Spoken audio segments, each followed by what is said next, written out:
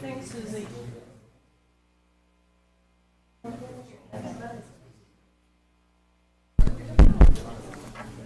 Okay.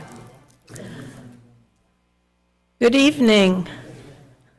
I am so pleased to see so many barn owners here. Yes, I'm Babette Huber, the town and village historian, and to those of you that are here in person, thank you, and those who are here virtually, thank you as well. If you're on virtually and you haven't signed up, no problem, but it would be helpful to all of us at the Landmark Society, and especially myself, because I don't have your emails. I didn't have your emails originally, so everybody got a letter. And it would be a lot cheaper for my budget if you could put your email on the sign-in sheet. And if you haven't done that already, you can do it when we're done.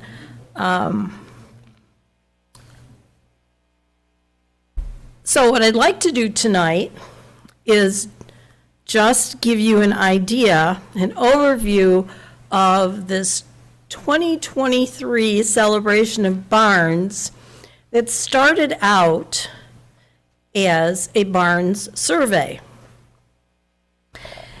And then after I'm done with my part, I'm going to introduce to you Becky Timmons and Megan Klein from the Landmark Society. And at the end of the presentation, which we hope won't be more than about 45 minutes, there'll be time for questions. And Bob Kelly, a member of my Historic Advisory Committee, has a microphone. It's a portable microphone, and we need to have you use it if you're asking questions, because the people online won't be able to hear your question if you don't speak into a microphone. Also, for the people online, I did say that you could use the chat for questions, but we're not going to be able to do that tonight. So if you do have a question and you're online, just email me at bmhuber@town-victor-ny.org, or just go on the town's website under the historians page. So how did we get here tonight, other than by car? This is the town, we're going to talk to you about the 2023 Town of Victor Barns Celebration. It started, probably last year or a year and a half ago. The planning and the zoning boards, as you probably know, have had a lot of developments coming to their boards. And a lot of the developments are farmlands, because agriculture is becoming a thing of the past in our Victor, our town of Victor. And there were barns on these properties, and they were having a hard time deciding what barns do we preserve, or should we just demolish them all? What is important? So they asked me if I would find an entity that could objectively look at barns and see what probably would be nice to preserve. And also, as I was talking with the Landmark Society, they reminded me that there is a barns rehabilitation tax credit now that was made into law in May of 2023 that gives you a tax credit to rehabilitate your barn. And Megan and Becky will talk to you about that in a little while. So we chose the Landmark Society because we felt that they would do an objective accounting of the barns, and also because they have a strong background in preservation and building stewardship. And they had already done a survey of our historical structures in the town about 5 years ago. In December, Becky and I met with a small stakeholder committee and discussed ways to communicate what we were doing to the community. We want this to be open. We want you to know exactly what we're doing. Of course, social media was number one. And then, as we were talking, I remembered that Larry Keefe, who is a local artist, was putting up his artwork in the vestibule towards the back of the town hall. And he mentioned how much he loved barns. Well, we are very honored to have such a distinguished artist. And I'm going to have Larry stand up in a minute. He is a Victorite. He teaches watercolor painting at the Creative Workshop of the Rochester Memorial Art Gallery. He's a founding member of the Pittsford Fine Art Pittsford Fine Art Gallery, and he's a signature member of the prestigious Rochester Art Club. He's a Victor native. He graduated from Victor High School. How many of you graduated from Victor High School? And he left Victor to go to college and grad school, and then he returned 30 years later, and he says he has no intention of leaving again. Larry said he was sure that his students would love to paint some of our barns. I want to introduce Larry Keefe. You have to stand up, Larry, so everybody can see you.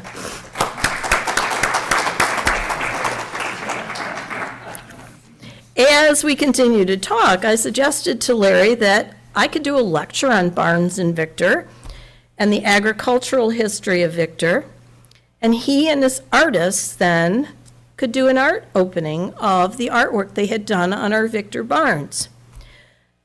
So this project of doing a survey of barns now has kind of blossomed and it's becoming bigger. I'm also planning to do an article at the Victor newsletter. And how many of you know about the town newsletter, that we have one? I found out a couple of months ago from several people that are on committees here at the town, volunteer committees, that they didn't even know we had we had a newsletter. And the reason maybe is because it is now an electronic copy, because it costs too much to send a hard copy to everybody in the town. So if you're interested in getting the town newsletter, just go on to the town website, and there's a little icon kind of a quarter of the way down, says newsletter. Just click on that, and then it'll tell you how to sign up to get the newsletter. And the last thing I want to mention before I introduce Megan and Becky is this is how it's kind of blossomed. And if you know me, all of a sudden I get these ideas and I get a little panicky because I have these ideas, but I know you all are going to help me with the last one. The last one is I'd really like to do a book about the barns. I'd like to have pictures. I'd like to have history about the barn, the families. It probably isn't going to happen during 2023 as far as getting it all done, but let's have that as a goal. And it's a lofty goal, I admit that, but I think, look at the people here. This is probably more people than I've ever had at a lecture, and you love barns. It's very obvious that you love barns, and you want the barns to stay in our community. You want the history of the barns to be known by people who are moving into our community. So now I want to introduce Becky Timmons. Becky is the Preservation Outreach Coordinator, and Megan Clem is the preservation planner from the Landmark Society. All right. Hello, everyone. Hello, barn owners. We're so excited to be here. This is a pretty unique project for us. So I'm going to go over, make sure that this works. Okay. We already did introductions. You've met Babette. I'm Becky. Megan will come up in a couple of minutes to talk to you about the tax credits that Babette hinted about. But I'm just going to go over what this project is, what we're going to be doing here, what we're not going to be doing here, and what our goals are for the project. So we at the Landmark Society, we're a nonprofit, membership-based organization founded in 1937. We are based in Warner Castle in Highland Park in the city of Rochester, but we serve Rochester and the surrounding 9-county area. So Monroe, Wayne, Seneca, Ontario, Yates, Livingston, Wyoming, Genesee, and Orleans counties. I usually say them in alphabetical order, so I'm not used to seeing them in that order. That's how I remember them. So we do all kinds of things at the Landmark Society.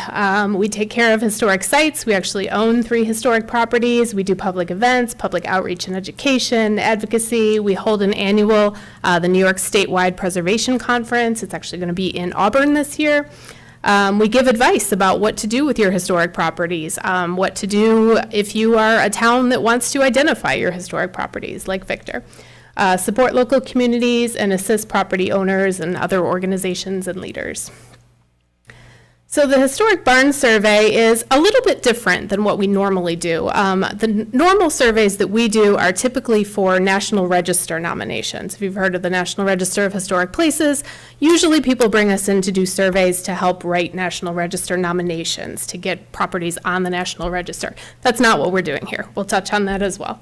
What we're doing here is what we call a reconnaissance level field documentation, so it's primarily looking at the exterior of the barns. We're just going to be collecting data, doing some general historic research on the agricultural history of the town, and then taking photos, again, primarily of the exterior, and then providing some recommendations. So we're not in charge of what you're going to do with your barns. We're just going to give some kind of best practices recommendations as to how we think the town should proceed when it comes to preserving barns in the future. So I think it's important to also talk about what this survey is not. So obviously this is not a tax or a value assessment. A lot of times we say that a survey is an assessment. We're trying to stay away from that terminology because that's not what we're doing. It's not a zoning project, although it was brought to the table by the Planning and Zoning Board. We're not actually making recommendations for how you change your zoning or anything like that. It's not an in-depth interior survey. Our scope is only to look at about a dozen barns. We're going to select a few that kind of represent a range of what you all have here and get inside of just a few of them, with owner permission, of course. And then it's not an in-depth research project on the individual barns. Babette mentioned doing a book at some point with some family history and things like that. We're not going to get that in-depth with this project. We're primarily looking at the overall agricultural history of the town.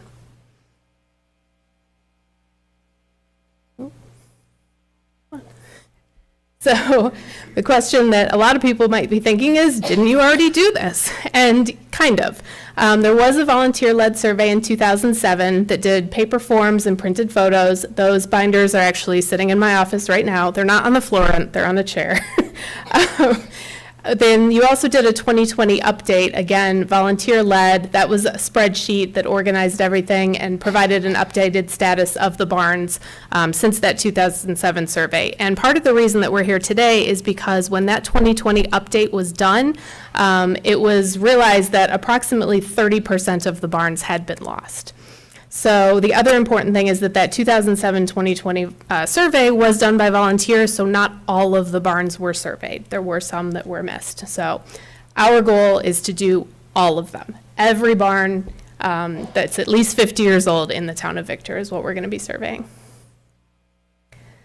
So how will data be collected? We're going to look at the prior survey data. We're going to survey from the public right away. I think that's another important thing to remind you all is we are not coming on private property without owner permission. So we're going to be doing all of this from the road.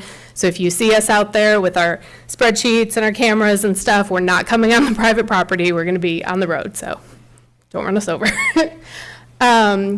again, not entering without permission. And I already talked about the 12 properties that we'll look at. And that will be partially volunteer and partially selected by us. So if any of you have already signed up on the website, you've already indicated whether or not you'd be open to us coming into your barn. Thank you. I think the majority of people who have signed up have said yes, so that's great. So once we start looking at those barns in more detail, we'll have an idea of what different types of barns you have and how many different ones we want to try to see. So the types of data that we'll be collecting are obviously the location, the address. We have that for the most part.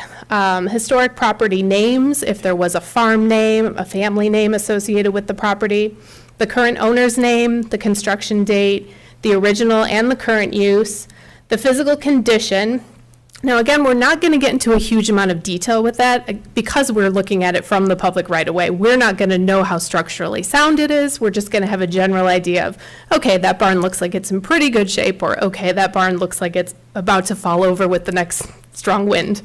So the type of barn, so that would be the form of the barn, the massing of the barn, what the barn was used for, whether it was for storage of livestock or hay or other agricultural products or equipment. And then we'll also look at not just the barn itself, but whether it's part of a bigger farm complex. If there are other agricultural buildings like silos, carriage houses, smoke houses, ice houses, that sort of thing on the property, we're going to look for that as well. The project timeline, right now we're in the winter. We've already held that stakeholder meeting like Babette mentioned. We're having our first public meeting today. This is the first of two that we're going to be here for. We'll be here at the beginning, we'll be here at the end. The windshield survey is what we're going to do first, and that's going to be with those binders and those lists that we already have. We're going to go and we're going to drive every street that has barns on it, and we're going to just do a preliminary, not assessment, preliminary look at which barns are still there and which ones we need to get a better look at. Then in the spring and the summer, we're going to do the detailed research and field work. So that'll be actually out there taking detailed notes on all of the barns, getting the best photographs that we can from the right-of-way. In the summer and fall, we're going to draft our survey report, and that's going to be provided to Babette as the client towards the fall. And then we'll make any revisions as needed and come back to present that to you about a year from now. So this is about a year timeline. Now I'm going to have Megan come up and talk to you about the tax credit. Sure. I just want to make it perfectly clear to everybody that this is a survey that it will be recommendations to the zoning and the planning boards. I have no authority, and the town has no preservation law, so these are just recommendations. The planning board, if I recommend something and the planning board says no, then it's no. So I want to kind of ease your, or if you are a client and you are selling your property and the barn, you don't feel that the barn is worth keeping, that is your decision. So I want to kind of make you understand it, that all of what we're doing is your decision. There's no preservation law that says anything has to be done. And for the most part, when I've been looking at barns, you know, most of the barns, if they're not structurally sound and you're selling your property, obviously that's not going to be something that the planning or the zoning board is going to say, oh, we need to preserve every barn in the town. That's not the purpose of this survey. I'm assuming that you love barns and you want to preserve your barn. And that's why now Megan is going to tell you a way that hopefully you could.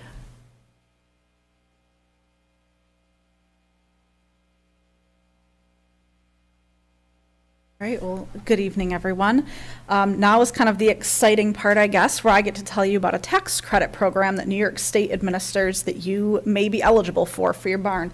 This was passed, as Babette said, in May of 2022, so it's new to the docket. If you've heard of the state's commercial or homeowner tax credit before, they do have those as preservation programs as well. But this is specifically for historic barn rehabilitation tax credit.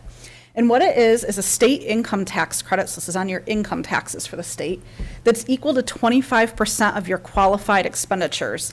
The qualified rehabilitation does need to be at least $5,000 as a kind of a starting point to be eligible for the program. And the barn owner must be a New York State taxpayer to be eligible. So if you're a taxpayer in another state, you just happen to own the property, unfortunately, this would be a program you're not eligible for. But if you own the property and you are a taxpayer here in New York, then this is for you. There's a few kind of tidbits to this. One of those things is that the barn has to have been constructed prior to 1946, but it doesn't have to be National Register listed. And that's a really important point that you hear, because if you hear somebody talking about the commercial or the historic homeowner rehabilitation tax credit programs, those do require a National Register listing for the property. This does not, so you don't need to be National Register listed. The barn must also have originally been designed and used to store farm equipment or agricultural products or to house livestock. So it had to have an agricultural purpose to begin with. And then the rehabilitation cannot convert the barn into a residential purpose or use, or materially alter the historic barn in its appearance significantly. Now, I'll go ahead and say that, so these would be reviewed by the State Historic Preservation Office, which you may or may not have heard for short, called SHPO, sometimes SHPO. So they would review your project, and for the most part, they're looking that you're maintaining the historic character of your barn. That doesn't mean you can't make any changes whatsoever. It just means typically from an exterior perspective, they're going to want it to still look like the barn itself.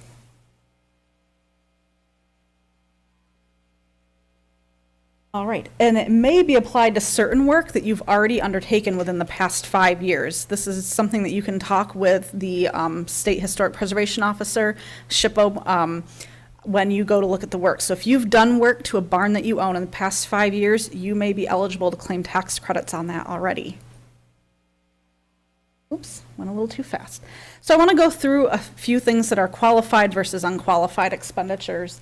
And I also should say, before I get into the qualified and unqualified expenditures, that although this is called the historic barn tax credit, there's actually more that qualifies underneath this. So again, it's something you'd want to run past the State Preservation Office, but things like carriage houses or other agricultural outbuildings, as long as it was used for some type of, in any way, shape, or form, agricultural purpose, it could be eligible for this program. So if you have a carriage house that you use as a garage now, a little more than just a small garage, but a carriage house, generally those fall under an agricultural purpose definition under this new program. So we're talking about barns here tonight, but you may have more buildings on your property that would be eligible for this as well.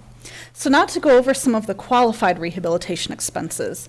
Those are things like jacking up and leveling or structural work to your barn, roof repair, replacement, doing foundation work, masonry repair. If you have wood siding, it could be repair or replacement of that, painting, floor replacement, mechanical systems are also eligible. So that's your electric and plumbing. Let's say that you're putting in, a venue in your barn. If you have to put a bathroom in for that, your bathroom, that expense would be eligible for this tax credit.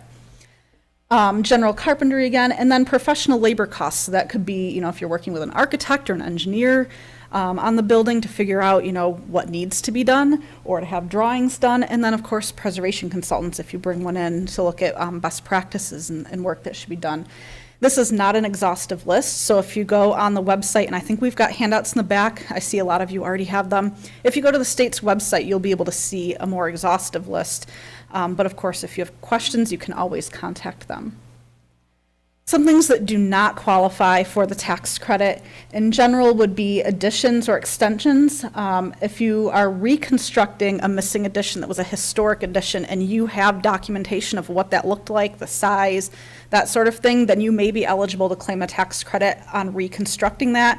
But if you're just putting on a new addition or making the barn bigger, that additional square footage would not be eligible. Substantial interior partitioning. So for example, what they're looking for is that when you walk into the barn, it still looks like the barn. It still has the character of the barn. That doesn't mean that you can't put in walls to divide spaces if you're going to be using it for something. But just the overall, what was that? Stalls, yes.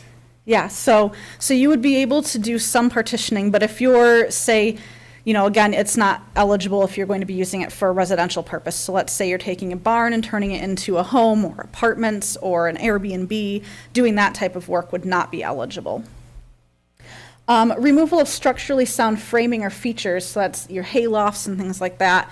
Again, we're trying to maintain the historic character of these barns.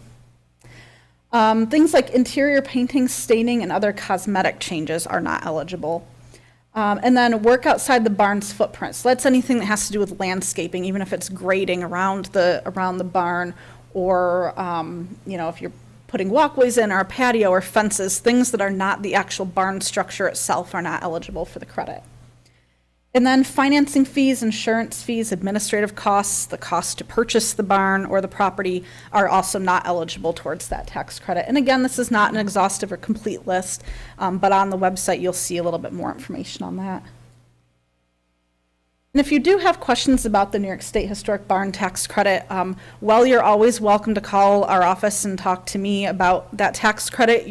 The best person to talk to would be reaching out to the State Preservation Office. So do make sure you take one of those flyers that are in the back, or we've got it up here. Yeah, or take a quick picture of this. And that's the number that you can call in the state's website that this information is on. Again, this is not a program that we at the Landmark Society administer. We just help spread the word and let people like you know that you may be eligible for tax credits for your barn. All right, I am going to, unless you have something more. So on the back table is the paper about the tax rehabilitation credit. There's also a small card that if we run out of these, you can take the small card and it takes you right to the website, the State Historic Preservation Office's website. And also my card is on the back table, because if you have questions, you can email me too. And then if you have other preservation-related questions outside of the survey and the tax credits, you can reach out to me or Megan, or just generally the Landmark Society. So we also just wanted to remind everyone, thank you to those of you who did sign up already on the website. If you haven't already, you can go to landmarksociety.org/Victor-Barnes. And that there's a couple of questions there, like whether or not you would be willing to let us come visit your barn. And like Babette said, we don't have email addresses for all of the barn owners. So we're really trying to collect email addresses so we can keep you up to date. And tell them where to put the Oh, yes. address. Type it up in the URL at the top. I don't know that I have a, yep, up at the top there, not in a Google search. All right. Do we have any questions? Questions? Bob is going to be the man with the microphone. Anybody? Nobody has questions? We got one. Hi, what about barns that are already in ruined state? Are you including those in the survey? They're still sitting there, but It's- clearly not I functional think anymore. anything that could still be said, yes, that's a barn, or was a barn, yes. Yes. If it's not a pile of scraps, then yes. No. Oh. What, one, Is there a cap on how much you can get for in the grant? That is a really great question. I believe that there is, per year, there's a cap, and offhand right now, I can't remember, but if you go to the state's website, it will tell you on there. But yes, I think that there is a cap on the amount of credit that you can claim per year. When you say that, when you say that there's certain items that wouldn't qualify, does that mean that if any of those items are on there, the whole thing wouldn't qualify, or just?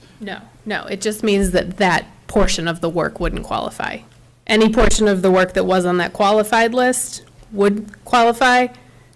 So, for example, if you are, I think it said you can't claim fixtures in new bathrooms. So you can't claim a tax credit on if you're putting in new toilets and new sinks.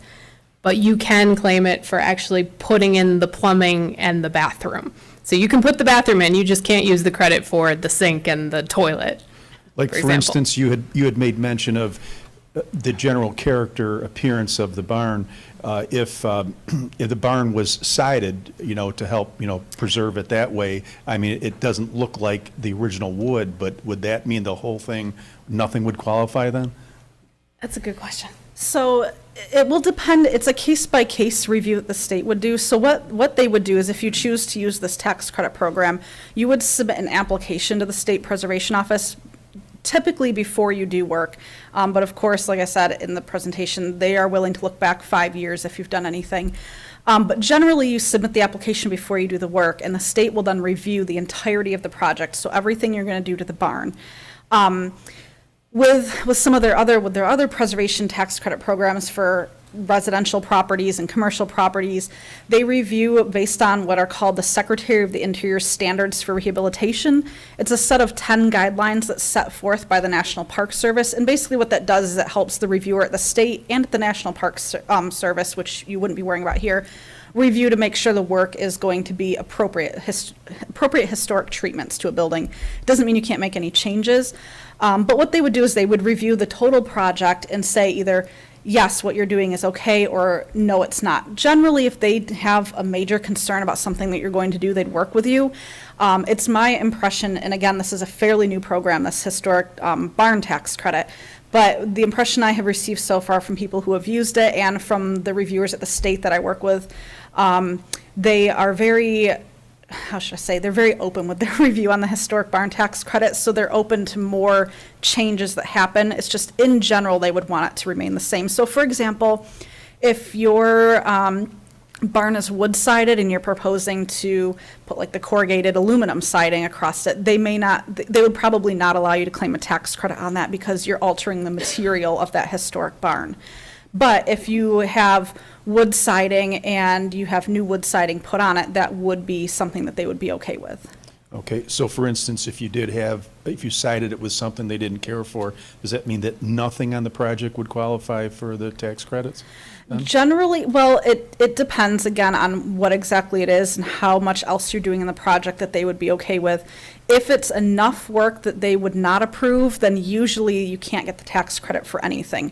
But like I said, with this program, they have been very open-minded with how they review things. Okay. So generally how it's been, and again, it's a case-by-case review. So, if what might be true for one barn may not be true for another, and that could be because of the type of barn or the condition that it's in or what it was used for. So it's always a case-by-case. Mm-hmm. Okay, thank you. I'm just going to jump in because I think it's important to reiterate that this is a state-administered program. We don't administer it. It is new. We're used to submitting, or, Megan helps with historic homeowner tax credits and commercial tax credits all the time, but we haven't done one of these yet. So we're kind of presenting this information as an FYI to you, but you really have to go to the state to get some of these detailed answers. So along this same lines as the last question, an example would be structurally. So let's say I wanted to, just have structural work done in the basement, found the walls, everything, just to make it solid, and obviously would be covered. And then a few years down the road, I'm like, geez, I think I want to maybe think about turning this into residential use. what would be the situation Claim your with, tax credit with that? before you do that. Yeah, I would say I claim mean, I your would get tax the tax credit. credit, and then. Right. And then I would. I you would know, definitely, yeah, claim your Yeah. tax credit before you do that, because when you claim the tax credit, that final part of the application process would be submitting, a couple photographs and some information about what the work was that you did, and that's how they do the final approval for you to submit with your taxes. I would say this is definitely a question you'd want to check on the website and with the state for sure. I know with the historic homeownership and the commercial credit, there is a 5-year window in which they can look back and kind of take back portions of the credit if you do work that they wouldn't have approved. I don't know that the barn tax credit works that way, but if it's something you're looking at doing, you can always find out. But I would just say, generally, if you claim the tax credit before you do that other work, you're good. I would just ask that when you're talking into the microphone, that you hold it up so the people at home can hear your question. Thanks. I think 10 or 15 years ago, the state had some barn thing. Yeah. I mean, I tried to apply for it and that sort of stuff, but dealing with the state's not always the smoothest action. Well, not usually right. But the last one was a grant, and it was a $25,000 grant. This is different, and I think it's going to be easier to work with the state. It seems like they want barns now to be rehabilitated. Stop me if I'm wrong, but that the $25,000 grant seemed to be going to people who are on the scenic byway. So the tax credit, though, is still only based on how much taxes you pay. Right, and generally how that works is you can carry that tax credit over year to year until you've Okay. used it all. So if your tax liability is much less than the credit you're actually receiving, you can carry that over year to year until you've used it. Okay, thanks. And I would say generally from what the barn grant was years ago to what this tax credit is, it's a much friendlier process, easy process. The application itself is really not that hard to fill out. It's very simple. And again, like Babette said, the state wants you to use the tax credit, partially because they want you to be preserving the state's historic barns. There's, a lot of great agricultural history here in New York that will be lost. So this is kind of one of those incentives. So they want you to use this program. My husband and I are new barn owners, and so we've already been rehabilitating our barn a little bit, but I don't know if this is appropriate or if this would be an interesting, because there's a lot of people here. One of the things that we've struggled with a little bit in making repairs, because our barn's over 100 years old, is finding wood that matches. So could a spin-off of this group be almost a collective, people could opt in or opt out? Would they be willing to share materials, designs, ideas, so that when you're rehabilitating, you're not going down and buying the lumber at Home Depot that doesn't match? Right, that is a great idea.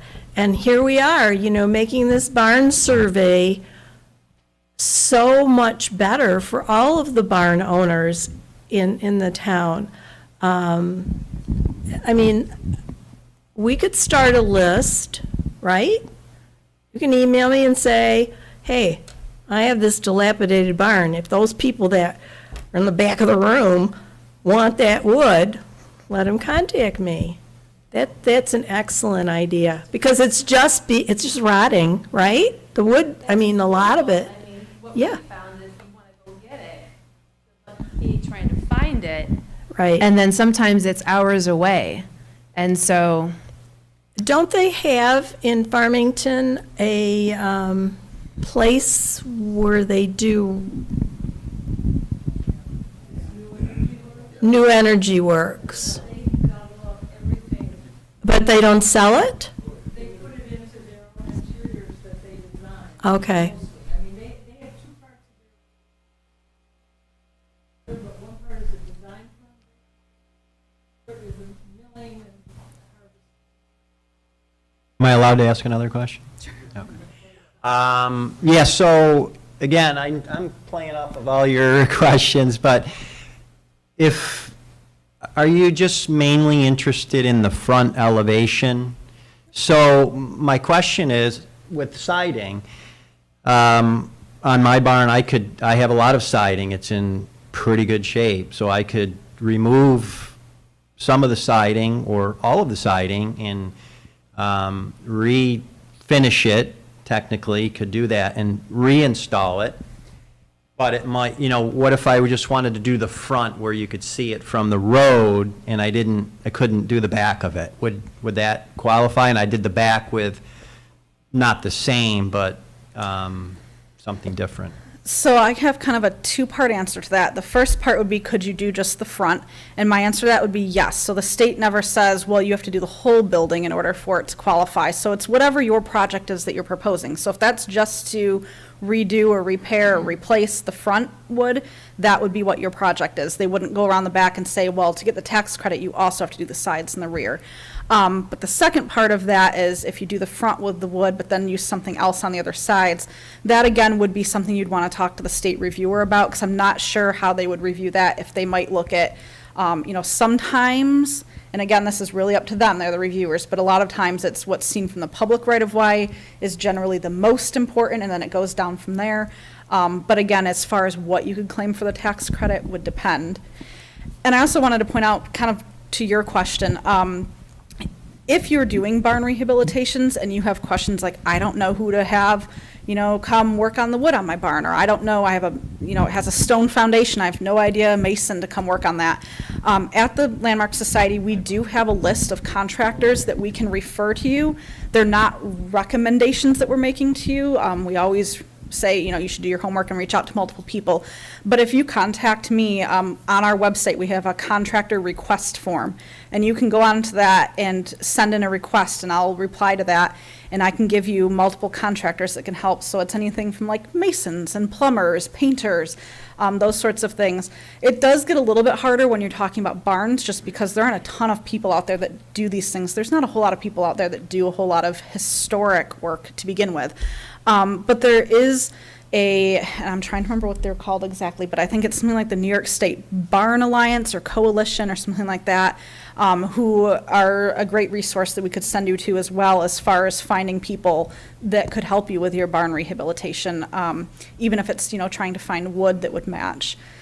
So we do have some places that we can refer you to if you reach out to us as well. Babette, our barn was built shortly after the Civil War. We still have the blueprints. And I have a suggestion that if everyone in this group would contact people when they would like to see barns that have been done or are in progress, to get ideas about getting salvage and old barnwood and things like that. And this could be a wonderful community operation where we could all work together and make this a real beautiful spot in upstate New York. So now you want to put a barns tour on our celebration. Yes. Thanks, Mel. Barn capital.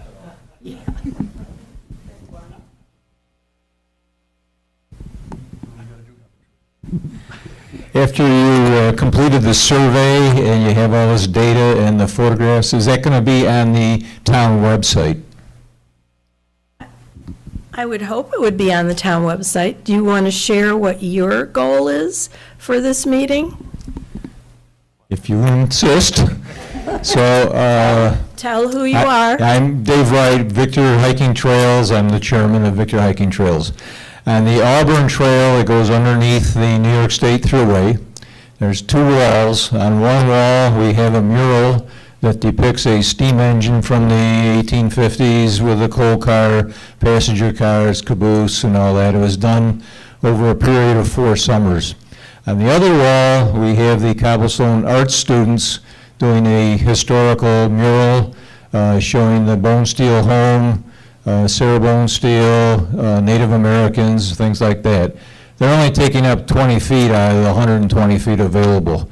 So I thought we're going to have all these photographs of historic barns in Victor. why not have a mural showing all of the barns in Victor?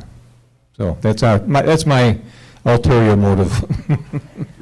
I am just awed by a small survey, how this has just mushroomed, because the agricultural history of Victor, we're losing it. And to all of you, you want to continue to preserve it as best we can.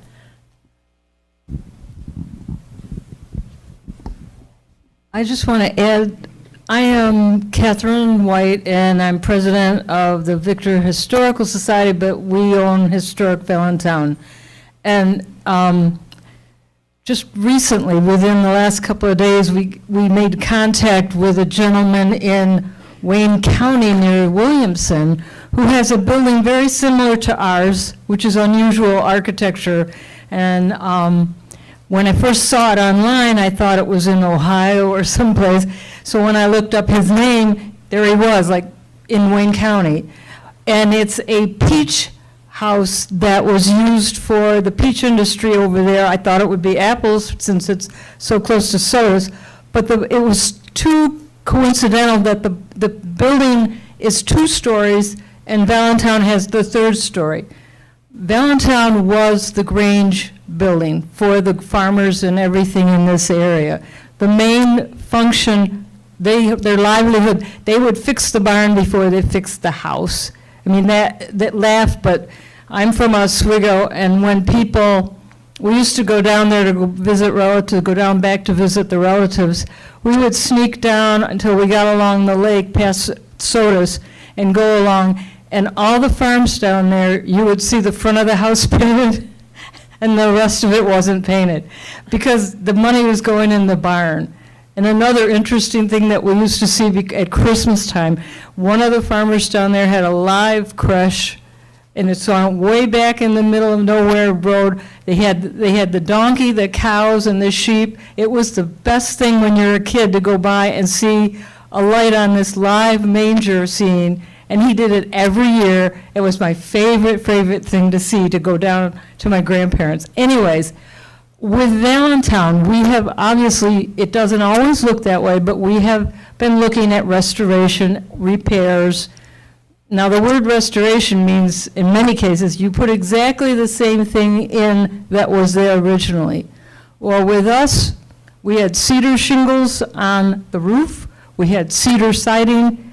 I couldn't tell you how much it costs to put cedar up there. So you have to make, when we were getting advice with an architectural firm that we used the last time, the best thing they could offer us as an idea was cypress, because there is no cedar unless you're going to way exorbitant pricing, plus the fact that cedar is becoming rarer and rarer to get in certain parts.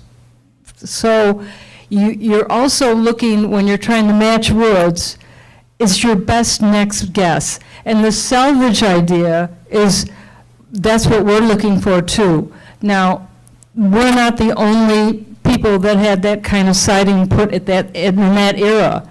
Our siding matches a couple of places around the area that we've watched, a few little minor details. But if we could find wood for something that was coming down and it was still in good shape and it was cedar, we would take it in a minute. But we're looking, because of the way we have to look at our budgets, we're looking at putting another substitute, the next best.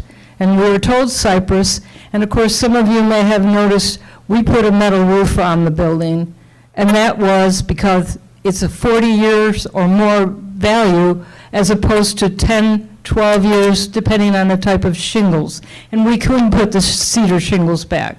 So if we were thinking like the farmers who owned the place in the first place, what's the most practical way to make sure this thing is going to be here for the next 100 years? So I think, Catherine, Valentine is on the National and State Registers. yes, it is, but people need to know too, that if your property is on the National Register, it doesn't lock you into anything. It is a designation, and it opens possibilities for you, like these grants. However, if you wanted to knock something down on your property, you are, it's your property. Right. It's the same as what they're trying to tell you here with the smaller grants or tax credits. You are still in control of your property. I think people, when they say, oh, National Register, it's untouchable, and that's not the case at all. I mean, It does help you, and Maggie, you can reply to this. If a state wants to put a highway, if you're on the national and state registers, you have more authority over that. Is that correct? Well, you have, Protection. it gives you some protections. So again, just to make it clear, this project we're doing here in Victor with the barn survey is not leading to a national register of anything for this project. But yes, if you're on the national register, it is just an honorary designation. The state can't tell you what you can and can't do with your property. You know, whether it's your house, whether it's a commercial building, it doesn't matter. If you want to demolish the building, they can't stop you because it's listed in the National Register. However, as Babette was getting to, if it is listed in the National Register, it means the state's decided that it was historically significant and important. So if the state were to come in and do some type of road project or something like that, they would have to consider that historic building and make sure the project kind of works around that. So just, that's where that is. But being on the National Register for barn owners, you know, if you have a historic farm complex or you still have the house, then being listed in the National Register would make you then eligible for historic homeownership tax credits for the house itself. But the only thing that you'd be able to get tax credits for your barn is through the historic barn tax credit program. Any other questions? Thank you for coming. And again, there's literature on the table, my business card. If you have any questions, please email me. I'll get back to you as soon as I can, and thank you. I really appreciate your coming tonight.